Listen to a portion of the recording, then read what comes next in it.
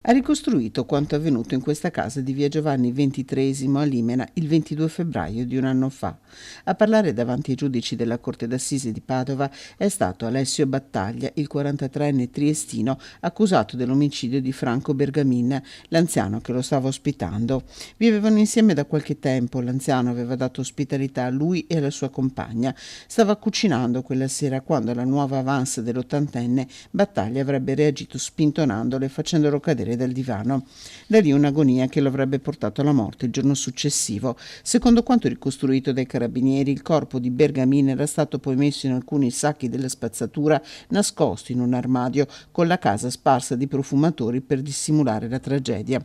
Solo il 5 marzo la scoperta del corpo di Bergamin e il giorno successivo l'arresto di Battaglia, che era nel frattempo fuggito a Monfalcone. In aula è stata poi la volta dei medici legali incaricati dalla procura. Gli esiti dell'autopsia parlano di una doppia frattura del collo. Prossima udienza l'8 luglio.